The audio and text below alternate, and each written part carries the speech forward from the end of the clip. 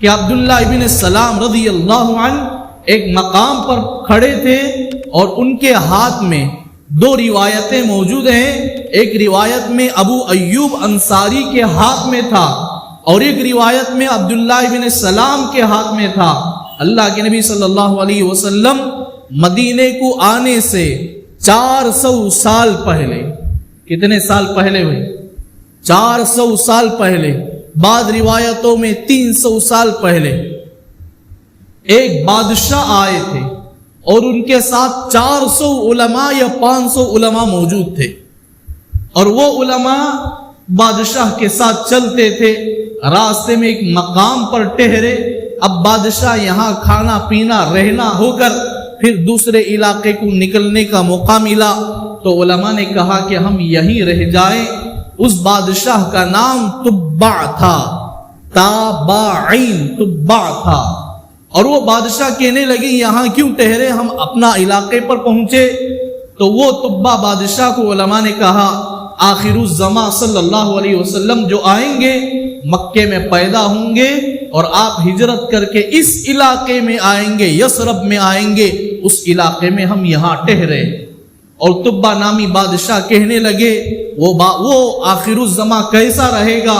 فرمایا کہ وہ آخر الزمان مدینہ منورہ میں ہجرت کر کے آئیں گے اور پھر اس نبی کے بعد قیامت تک کوئی نبی آنے والا نہیں، اس کی کتاب کے بعد قیامت تک کوئی کتاب آنے والا نہیں، اور اس کی شریعت کے بعد کوئی شریعت قیامت تک آنے والی نہیں. اور اس نبی کے متبی کے بعد کوئی نبی اگر دنیا میں آ بھی جائے تو ان کا متبی نہیں بنے گا. اگر نبی آئے وہ نبی بھی رسول اللہ کا متبی بن کر زندگی گزارے گا، تابع بن کر زندگی گزارے گا. تو وہ تبع نامی بادشاہ نے ایک خط لکھا اور اس خط میں لکھا کہ اے نبی جی صلی اللہ علیہ وسلم میرا سلام آپ پر ہو. خط پر لکھا ہے، سب سے پہلے بسم اللہ لکھا، فرمایا السلام علیکہ یا نبی اللہ، اے نبی جی، اے اللہ کے نبی میں آپ پر سلام بھیجتا ہوں.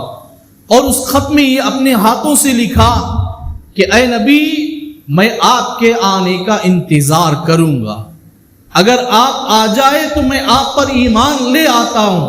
حضور کے آنے سے 400 سال پہلے یا 300 سال پہلے اس نے خط لکھا ہے، آپ کے آنے کا میں انتظار کروں گا، اگر آپ آ جائے تو میں آپ کے ہاتھوں میں ایمان لے آؤں گا، اگر آپ نہ آئیں میں دنیا سے چلا جاؤں تو یہ خط مجھ پر فرض ہوتا ہے کہ میں آپ تک پہنچاؤں، اور میں اگر کسی مسلک میں مر بھی جاؤں تب بھی میرا خط کے ذریعے سے میں قیامت میں آپ سے مل کر رہوں،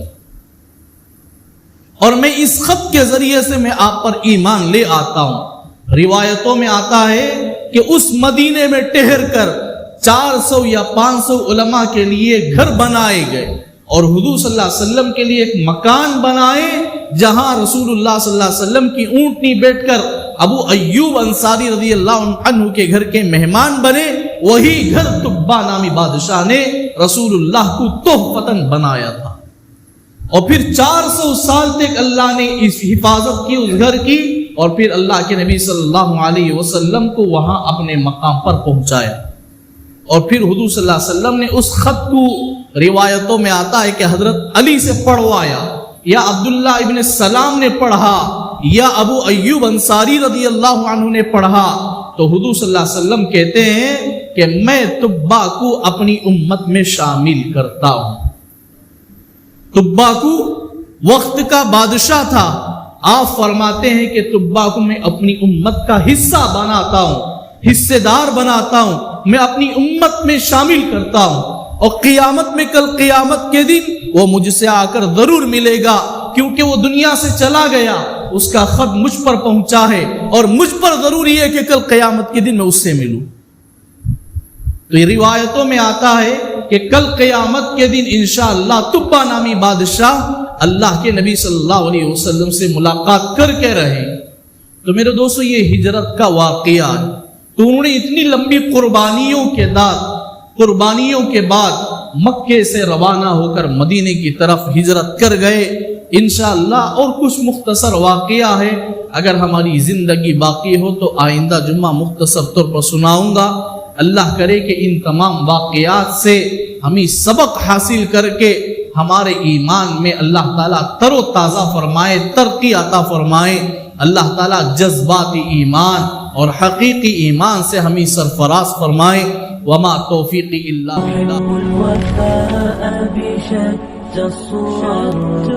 أحب الوفي الأمين الأغار